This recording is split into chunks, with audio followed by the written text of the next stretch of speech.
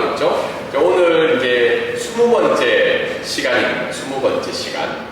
그래서 멸망 속에 하나님의 은혜라는 제목을 가지고 말씀을 전하도록 하겠습니다. 몇 번 말씀을 드렸는데요. 아브라함은 일생은 25장까지 되어 있어요. 그래서 11장 하반부부터 25장까지 있어서 제가 어제도 이걸 몇 번 나눠서 설교를 해야 되나 설교해 보니까 최소한 이제 30분까지는 가겠다. 아브라함의 일생이. 그래서 아마 한 6월, 5, 6월까지는 아브라함 이야기를 계속 좀 들어야 되지 않을까 그런 생각을 해야 하게 됩니다. 그래서 멸망 속에 하나님의 은혜라는 제목을 가지고 오늘 말씀을 전하고자 합니다.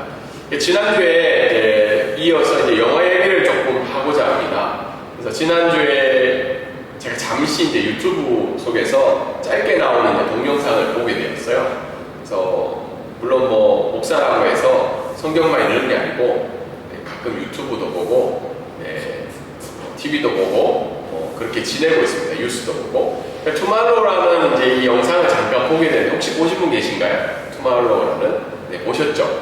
이게 벌써 영화가 나온 지 20년이 넘은 영화죠. 근데 굉장히 이제 잘 만들어져서 지금도 이제 환경과 관련된 이제 재난 영화로 지금도 이제 넷플릭스에서 이제 많은 사람들이 보고 하는데요. 이 내용은 그거예요. 이제 지구 온난화가 이제 시작이 되면서 남극과 북극에 있는 빙하가 녹기 시작하게 되죠.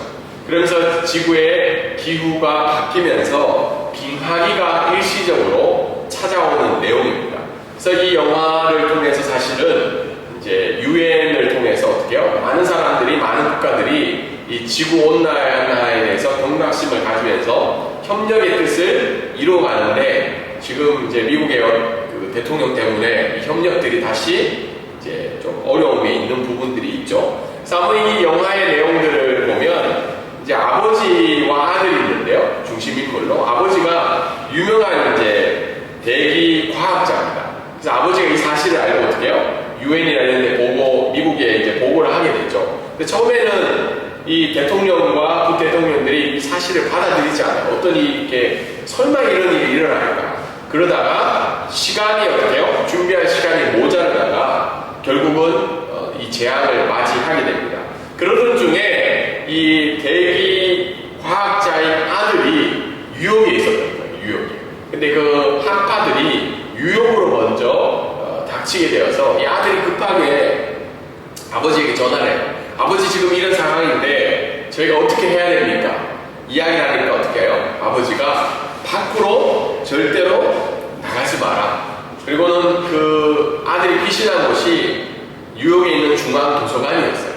이 도서관에 있는 어떻게 해요? 책들을 불을 질러가면서 온도를, 체온을 유지하는 내용이 나옵니다.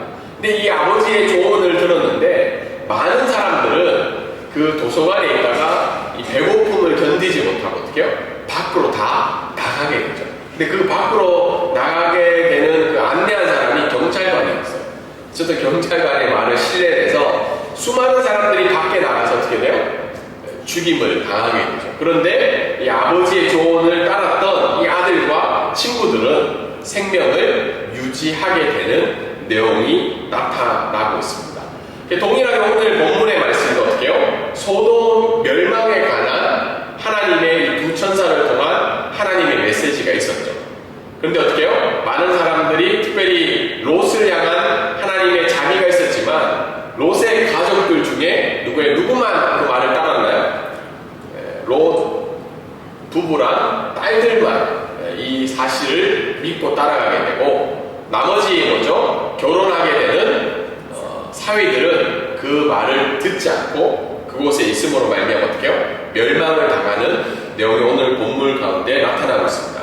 그래서 오늘 본문은 소돔의 멸망과 그 속에서 롯을 향한 하나님의 자비와 은혜에 관한 말씀이 오늘 읽었던 본문의 말씀의 내용입니다. 이 말씀을 통해서 크게 한 두 가지 정도를 살펴보고자 하는데요. 우리 첫 번째 말씀 한번 큰 소리를 읽어볼까요? 자, 시작. 하나님은 죄로 인해 멸망해 가는 이 시대에 우리의 신앙을 점검하기를 원하십니다. 19장 15절부터 22절까지 말씀인데요. 이 시대에 우리의 신앙을 점검해 가기를 원하신다는 겁니다. 오늘 본문의 내용의 15절부터 22절 보면 뭐 내용들은 다 이해를 하실 거예요. 성경 말씀을 천천히 읽으면 이해를 하실 건데 동틀때라는 말이 나오죠. 동틀때. 그 말은 뭐죠? 지난주에 어떤 일이 있었나요? 지난주에 두 천사가 소돔을 방문했을 때 롯이 어떻게 해요? 영접을 하면서 자기 집에 모셨잖아요. 근데 그날 밤에 어떻게 누가 찾아왔나요? 소돔에 있는 남자들이 청년들부터 노인까지 모든 남자들이 와서 어떻게 해요? 롯을 집을 방문하게 되죠. 그러면서 두 천사를 내어놓으라고 하죠. 왜 내어놓으라고 그랬나요? 동성애 성폭력을 이루기 위해서, 범죄를 저지르기 위해서 내놓으라고 하죠. 근데 두 천사가 어떻게 해요? 롯을 구하면서 그 사람들의 눈을 어둡게 하면서 이 사건은 마무리가 하게 됩니다. 그런데 그러면서 두 천사가 어떻게 해요? 롯, 너의 가족을 데리고 빨리 이 성을 떠나라고 하는 장면이 마치게 됩니다. 그런데 지금 동틀때라는 말은 뭐예요? 잠을 잘 때부터 동틀때, 거의 한 6시간에서 8시간 이미 시간이 어떻게 돼요? 지체가 되었다는 것을 알 수 있죠. 롯이 동틀때 천사들이 그렇게 앞에 이야기를 했는데도 롯은 계속 어떻게 해요? 고민을 하면서 그 자리에 머물고 있는 장면이 15절부터 17절까지의 말씀의 내용입니다. 그러면서 롯이 마지못해서 드디어 이제 떠나게 돼요. 그런데 성경에서는 어떻게 해요? 천사들이 어디로 떠나라고 이야기하나요? 돌아보거나 들에 머물지 말고 산으로 도망하라고 이야기합니다. 근데 롯은 산으로 도망하지 않고 18절부터 20절까지 어떻게 이야기하고 있나요? 천사들에게 다시 얘기하죠. 거기는 너무 멀어요. 가다가 우리 죽으면 어떡해요? 그래서 근처에 있는 소알이라는 작은 성으로 우리가 피해도 됩니까? 라고 이 천사들에게 요청을 하고 있는 장면이 나오고 있죠. 사실 이 장면을 보면 굉장히 아이러니하잖아요. 하나님이 은혜를 베풀어줘서 저기까지 가라고 하는데 지금 은혜를 입은 자가 어떻게 하고 있나요? 그까지 못 가겠다는 거죠. 저기까지 갈 테니까 도와달라는 장면이죠. 그러면서 천사가 어떻게 하고 있나요? 그럼에도 불구하고 제가 같으면 어떻게 얘기할까요? 무조건 가라고 얘기하겠죠. 그런데 천사들이 그 상황에 대해서 허락을 하면서, 사실 소알도 심판의 대상인 도시였습니다. 그런데 하나님은 어떻게 해요? 롯이 거기에 가는 것을 허락해 주면서 이 소알에는 심판을 내리고 있지 않는 장면이 오늘 본문의 말씀에 나타나고 있습니다. 오늘 말씀을 통해서 첫 번째 우리가 내용을 통해서 알 수 있는 것은 이 복음의 긴박함에 대해서 우리의 신앙을 한번 점검해 보기를 원합니다. 사실 멸망과 구원이라는 제목이 있는데, 멸망을 우리가 생각할 때 우리의 영혼의 구원에 관한 멸망도 생각할 수 있습니다. 그런데 우리가 오늘 말씀을 통해서 생각해 볼 때 이 멸망은 어떻게 해요? 자연재해 멸망이 있을 수도 있고, 환경의 변화로 인한 멸망이 있을 수도 있고, 때로는 어떻게 해요? 전쟁으로 인한 멸망의 상황들이 찾아올 수 있다. 그래서 천사가 어떻게 해요? 롯이 당장 심판이 임하니까 천사가 어떻게 해요? 재촉했다고 하죠. 빨리 가야 된다. 그리고 22절에 어떻게 해요? 그냥 도망가라는 게 아니라 기준금 챙겨서 가라고 얘기하지 않고 어떻게 해요? 속히 도망하라고 천사는 안내를 해주고 있다는 겁니다. 근데 오늘 말씀을 통해서 우리가 생각해 볼 때 복음의 긴박함에 대해서 우리는 얼마만큼 생각하고 있는가? 투마로우라는 영화를 봤을 때 설마라는 생각으로 어떻게 해요? 사람들이 그걸 믿지 않죠. 그러면서 어떻게 해요? 자기의 생각대로, 자기의 결정대로 그것을 대체하고 있는 장면이 나오고 있는데, 우리는 정말 이 복음의 긴박함을 얼마나 생각하며 믿으며 살아가고 있는지 우리의 신앙을 점검해 봐야 된다. 여러분, 오늘 밤이라도 예수님이 이 땅에 오실 수 있다는 것을 믿으시나요? 오늘 밤이라도. 아니면 우리가 점심 먹기 전에 천사들이 나팔을 불면서 예수님이 이 땅에 오실 수 있다는 사실을 믿고 살아가는지 우리가 그 사실을 한번 점검해 보기를 원합니다. 근데 많은 생각 중에 우리의 삶들 가운데 설마라는 믿음이 우리 가운데 있다. 설마. 그래서 어떻게 해요? 오늘도 내일을 위해서 뭔가를 투자를 하죠. 내일을 위해서 준비하고 내일 미래를 위해서, 지금 한 대한민국의 법안 중에 예민한 법안이 하나 통과가 되려고 하고 있죠. 연금에 관한 법안이잖아요. 물론 여기 앉으신 분들의 연금을 어떻게 준비하고 있는지 모르겠지만 60대 이상은 혜택이 많잖아요. 그런데 이제 40, 40대, 20, 30대들은 더 많이 내야 되는 법안들이 통과가 돼서 지금 좀 시끄럽게 움직이고 있어요. 근데 그 연금을 볼 때 우리 마음은 어때요? 우리가 연금을 받을 수 있을 거라고 생각하고 연금을 넣지 않나요? 물론 우리가 미래를 위해서 준비해야 되는 마음도 있지만 우리의 한편의 마음에는 복음의 긴박함이 있어야 됩니다.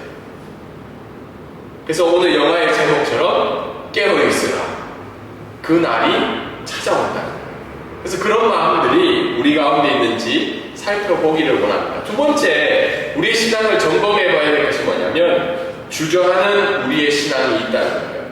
오늘 롯은 분명히 천사로부터 확신의 말씀을 들었잖아요. 내일 소돔과 고모라에 멸망하게 될 거라는 이야기를 들었는데 동틀 때까지 밤새도록 주저하는 롯의 모습이 나타나고 있습니다. 주저하고 있는 거예요. 그리고 16절에 어떻게 해요? 롯이 지체하고 있는 상황이 나오고 있어요. 그리고 20절부터 27절에는 22절까지 어떻게 해요? 저기 산으로 도망하라고 했는데 어디까지 가기를 원하는 거예요? 작은 성인 소알까지 피하고 있다는 거예요. 사실은 소알의 뜻은 작다라는 뜻이라고 합니다. 작다. 그리고 소알은 사실은 어떻게 해요? 하나님의 멸망을 받을 멸망의 대상이라는 거예요. 근데 그 멸망의 대상을 위해서 롯이 이기적인 기도를 하고 있죠. 내가 저기까지 갈 테니까 다시 한번 은혜를 베풀어 달라고 하는 거죠. 근데 우리의 신앙생활도 죄로 인해서 때로는 우리가 가져갈 수 없고 멸망하는 것에 대한 미련이 많다는 거예요. 미련이. 이런 얘기하면 목사님은 가진 게 별로 없어서 미련이 없을 수도 있습니다. 근데 우리가 가진 것이 있으면 미련이 있잖아요. 그래서 지금 대한민국의 뉴스에 보면 서울시장도 어떻게 해요? 그 강남에 있는 그 규제를 풀었다가 예상대로 되지 않아서 다시 규제를 하는 장면이 나오죠. 근데 부동산을 볼 때마다 우리의 모든 관심이 어때요? 부동산과 주식과 어떻게 해요? 우리의 미래를 위한 것들이 있는데 근데 우리의 마음 가운데 우리가 놓쳐지 않아야 될 것은 뭐냐면 우리의 관심이 멸망하는 것에 때로는 어떻게 해요? 없어지는 것에 대해서 죄에 대한 미련들이 우리 안에 있어서 오늘 우리에게 이야기하시는 하나님의 말씀에 대해서 순종하지 못하는 부분들이 있지 않나 생각하게 됩니다. 그래서 우리의 삶을 뒤돌아볼 때 혹시 우리 마음 가운데 어떤 부분은 하나님 앞에 즉각적으로 순종이 일어나지만 어떤 부분은 아직 주저하고 있는 우리의 삶의 모습들이 있지 않을까 그런 생각을 해보게 됩니다.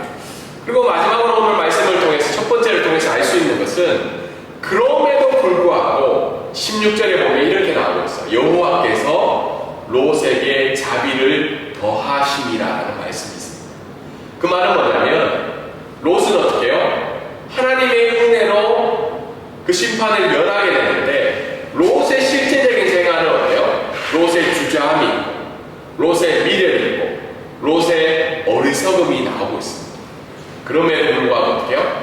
하나님의 긍휼이 롯에게 더하고 있는 장면이 오늘 본문은 이야기하고 있습니다. 오늘 우리 자신의 믿음과 삶은 어떠합니까? 예수님을 믿으신 지 오랫동안 되신 분도 계시고 제가 개인의 배경들을 잘 모르니까 직분을 받으신 분도 계시고 목회자인 분도 계시고 여러 사람들이 있지만 한 주간의 삶을 우리가 뒤돌아볼 때 우리 가운데는 어떻게 해요? 주저함의 모습이 있다. 여전히. 그리고 여전히 하나님이 기뻐하시지 않는 것에 대한 미련이 남아있다. 그리고 분명히 하나님이 우리에게 생명하게 알려주셨지만 아직도 포기하지 못하고 붙잡고 있는 우리의 어리석음이 우리의 삶 가운데 있다는 겁니다. 그것이 아미네고도 불구하고 어떻게 해요? 저도 그런 때가 많지만 우리 삶들 가운데 죄를 많이 짓는 부분이 갚아주고 싶은 마음들이 있잖아요. 그렇지 않나요? 혹시 태국에 살면서 태국에 몇 주간 있으시면서 행복하셨나요? 근데 저는 태국에 있으면서 지난주에도 이제 저희 집이 8층에 있어요. 근데 7층에서 자꾸 물이 샌다는 거예요. 7층에서. 그래서 방법들을 고쳐달라고 해서 뭐를 고쳤어요. 그분들이 요청하는 7층에서 이 부분을 고쳐달라고 해서 고쳤는데 저한테 또 전화가 오는 거예요. 와서 그 밑에 주인이 그게 물이 새는지 안 새는지 자기들이 고용한 사람이 와서 물을 한번 뿌려보면 좋겠다는 거예요. 물을 호스를 가지고. 그래서 그 물이 새는지 안 새는지를. 근데 그걸 고친 사람은 이제 콘도 있는 창이 그걸 고친 거예요. 그러면 콘도 있는 창이 믿을만 하잖아요. 맞죠? 중간적인 입장에서. 근데도 못 믿겠다는 거예요. 그러면서 외부에서 자기가 알고 있는 그 기술자를 불러서 그게 제대로 고쳤는지 안 고쳤는지를 확인해 달라는 거죠. 그러면서 그 기술자를 부르는 비용을 저희 가정에게 내라는 거예요. 7층에 있는 분이. 그래서 이게 참 이거 어떻게 해야 되나. 속의 마음 가운데 갚아주고 싶은 마음이 생기는 거예요. 지금 뭐 어떡하자는 거야. 우리가 고쳐달라는 대로 다 고쳤는데 그걸 물을 뿌리면서 다시 확인하겠다. 그리고 다시 그걸 검사할 수 있는. 그래서 그러면서 제 마음 가운데 이제 불편한 마음과 화가 나는 마음이 막 생기기 시작하는 거예요. 그래서 그 중간 역할을 하는 콘도 오피스한테 좀 소리를 냈어요. 아니 생각을 해봐라. 상식적으로 이게 말이 되냐. 그래서 그런 모습을 보면서 우리의 믿음과 삶이 부끄러운 모습들이 아직도 주저하고 미련과 어리석음. 그런데 이런 모습에도 불구하고 하나님은 지금 우리에게 뭘 해주시고 계신 거예요? 하나님의 헤세드를 보여주고 있다. 그래서 오늘 한 주간도 생각해 볼 때 우리 자신을 볼 때 때로는 연약하고 부끄럽고 하나님 앞에 늘 주저함이 있지만 우리는 뭘 구해야 된다는 거예요? 오늘 말씀처럼 여호와께서 나에게 자비를 더 하심이라는 이 말씀을 생각하면서 우리의 신앙을 가지고 하나님 앞에 더욱더 나아가야 된다는 겁니다. 두 번째 오늘 말씀을 통해서 우리가 23절부터 29절 말씀을 통해서 알 수 있는 것은 한번 읽어볼까요? 시작! 하나님은 죄로 인한 멸망 속에서 우리에게 은혜를 베풀어 주고 계십니다. 23절부터 29절인데요. 그래서 천사가 롯의 요청을 받아서 어떻게 해요? 소알에 도착을 하게 되죠. 23절에. 그러면서 본격적으로 롯의 가족이 도착을 하자마자 24절과 25절에 하나님은 소돔과 고모라를 어떻게 해요? 유황과 불로 심판을 하고 있는 장면이 나오고 있죠. 그러면서 26절에 보면 하나님이 이미 16절에 롯의 가족에게 어떻게 이야기하고 있나요? 들로도 가지 말고 뒤로도 보지 말고 산으로 가라고 했는데 롯의 아내가 뒤를 돌아보면서 소금 기둥이 되는 여러 역사적인 유명한 이야기가 나타나게 됩니다. 그러면서 27절과 28절에 보면 그 상황을 누가 지켜보고 있다는 거예요? 아브라함이 멀리서 어떻게 해요? 소돔과 고모라 땅에 유황과 불이 내리는 장면을 보게 됩니다. 그러면서 29절에 하나님이 그 지역의 성을 멸하실 때 롯이 거주하는 성이 어디예요? 소알이라는 성이죠. 소알이라는 성이 아니라 소돔과 고모라를 엎으실 때 어때요? 하나님이 아브라함을 생각하사 롯을 그 엎으시는 중에서 내보내셨다고 이야기하고 있습니다. 결국은 하나님이 아브라함을 생각하면서 롯의 가족을 구원하는 내용이 나타나고 있습니다. 오늘 29절까지의 말씀을 통해서 우리가 알 수 있는 것은 죄로 인해서 하나님은 이 땅을 멸망시킨다는 겁니다. 지난주부터 비슷한 내용이죠. 여호와께서 그리고 여호와께로부터 유황과 불을 소돔과 고모라에 비같이 내리사 모든 백성과 땅에 난 것을 다 엎어 멸하셨나니 라고 이야기하고 있습니다. 멸하셨다. 다르게 이야기해서 죄와 멸망은 하나님께로부터 오는데 심판과 멸망은 누구에게 달려있다는 거예요? 하나님이 하신 일로 달려있다는 거예요. 근데 우리가 이 말씀을 통해서 의문점은 왜 하나님이 소돔과 고모라를 멸망시켰냐? 하나님은 어떻게 해요? 이 말씀을 들을 때마다 일부의 사람들은 이렇게 이야기합니다. 하나님이 정말 공의로우신 하나님이 맞냐? 그리고 하나님이 사랑과 은혜가 많으신 분이 맞냐? 왜 롯만 구원을 시켜주냐? 로또 보기에는 별 볼 일 없이 이상한 사람입니다. 이런 본문을 들 때마다 어떻게 해요? 공의의 기준을 자꾸 누구에게 둬요? 나 자신에게 둘 때가 많다는 거예요. 사실은 하나님이 선택하신 사람들이 하나님의 은혜를 받아서 하나님의 자녀로 된다는 에베소서 말씀을 볼 때마다 불편함이 드는 사람들이 있어요. 왜? 모든 사람을 구원해 주지 않고 내가 보기에는 어때요? 저는 더 나쁜 놈인데 저 사람은 하나님 앞에 구원을 받고 저렇게 착해 보이는 사람은 왜 구원해 주지 않느냐는 질문이 우리에게 생길 수 있다는 거예요. 그런데 소돔과 고모라의 심판을 볼 때 앞에 말씀이 어떻게 돼요? 그 죄악이 하나님 앞에 상달이 되었고 하나님이 그것을 결정하셔서 심판하시는 내용이 나오죠. 다르게 이야기해서 죄로 인한 멸망의 결정은 누군가에게 할까요? 하나님께 합니다. 그래서 우리는 때로는 우리가 납득하기 힘든 여러 가지 상황과 일어나는 일들에 대해서 그 결정은 누구에게 있다는 거예요? 하나님께 있다는 걸 늘 고백하는 신앙이 있어야 된다는 겁니다. 그리고 이 두 번 말씀을 통해서 또 알 수 있는 것은 뒤돌아보는 신앙을 경계하라. 26절에 보면 이 내용은 굉장히 유명하죠. 소문 기둥이 된 롯의 아내. 근데 롯의 아내는 뒤를 돌아봤는데 뒤돌아보다라는 히브리어가 있어요. 히브리어. 그 히브리어가 뭐냐면 나바트라는 단어인데요. 여기에 내용은 뭐냐면 그냥 뒤돌아본 게 아니고 어떻게 봤다는 거예요? 열심히 바라보는 거예요. 그리고 주의 깊게 보는 거예요. 우리가 이 말씀을 보면 오징어 게임에 나오는 무궁화꽃이 피었습니다라는 내용이 있죠. 보면 어떻게 해요? 술래가게 있다가 무궁화꽃이 피었습니다 하면서 사자보고 이렇게 돌아오는 게 아니고 어떻게 해요? 유심히 주의 깊게 그 멸망하는 소돔과 고모라 성을 보고 있었습니다. 그런데 어떤 성경학자들은 순서상 멸망하기 전에 이 롯의 아내가 소돔과 고모라를 바라봤다고 이야기하고 있어요. 근데 뭐 멸망하기 전이 맞는 것 같아요. 그러면서 그 멸망하기 전에 어떻게 해요? 그 소돔과 고모라 소돔성을 보면서 무슨 생각을 했을까요? 롯의 아내가 지나온 세월이 생각이 나는 거예요. 여러분 롯이 왜 소돔과 소돔성에 머무르게 되었나요? 처음에는 아브라함을 땅에서 어떻게 해요? 같이 하나님이 약속한 헤브론 땅에 거하고 있다가 어떻게 해요? 아브라함 따라서 애굽까지 따라갔죠. 따라갔다 돌아와가지고 어떻게 해요?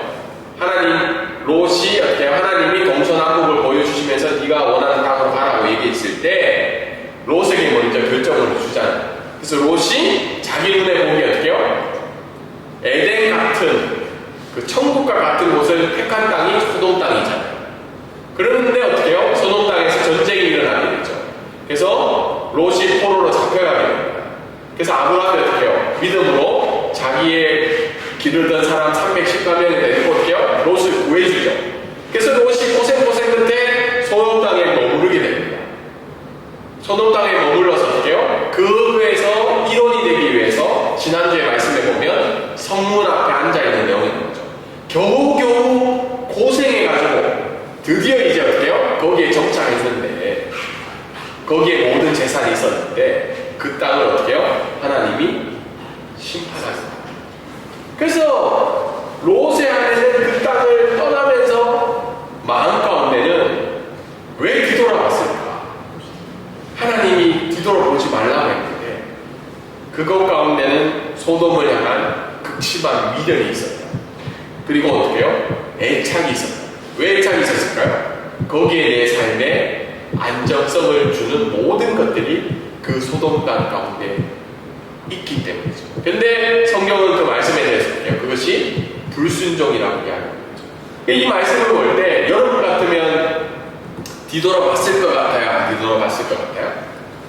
지금 우리가 생각했을 때는 결론을 아니까 맞죠?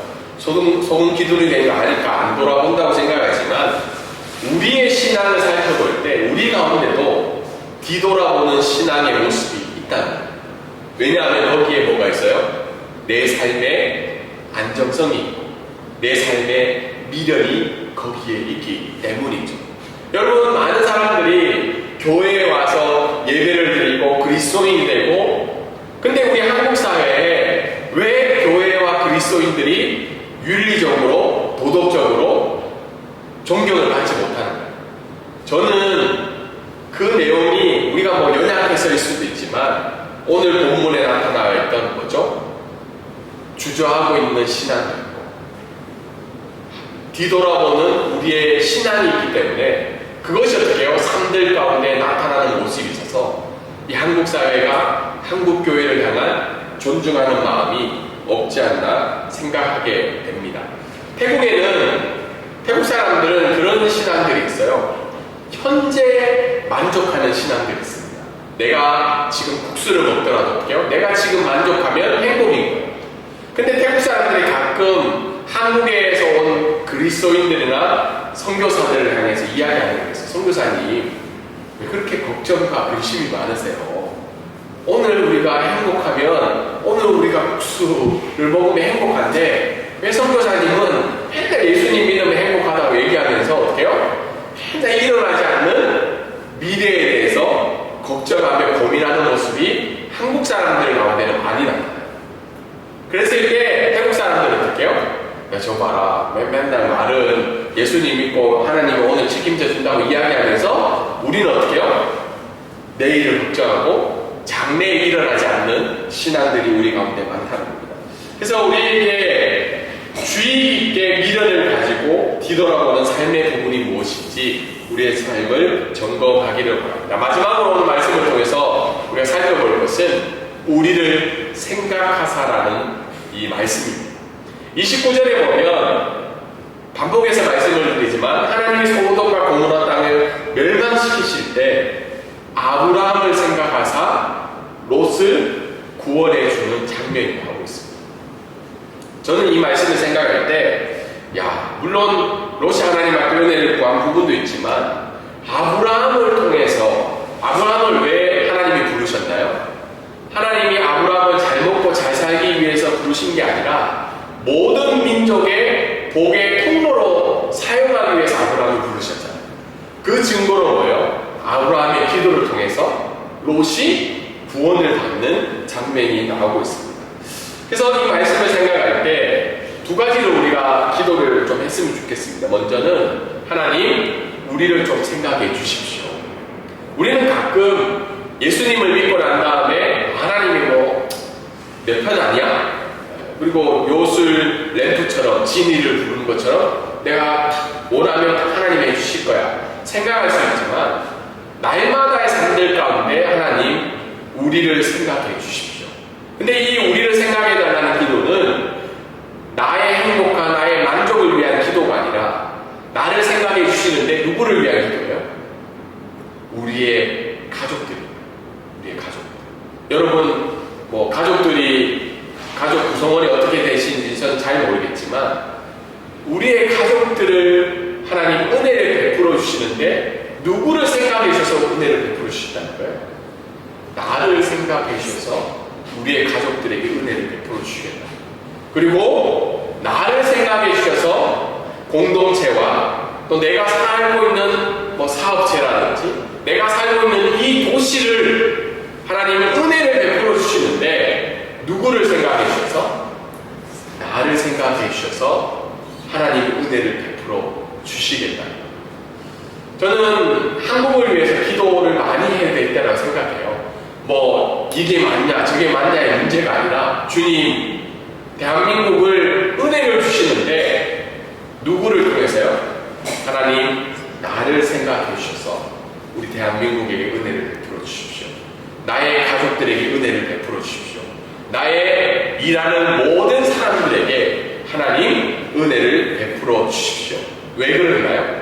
동일하게 하나님이 아브라함을 부르신 것처럼 우리를 부르신 이유는 어떻게 해요? 우리를 의롭다 여기셔서 우리의 기도를 통해서 우리의 가족들과 공동체와 이 도시를 하나님이 은혜를 베풀어 주신다는 이 말씀을 생각하시면서 멸망 속에서도 우리에게 은혜를 베풀어 주시는 그 하나님의 백세들을 기억하시면서 살아가시는 이 한 주간이 되시기를 주님의 이름으로 소망합니다.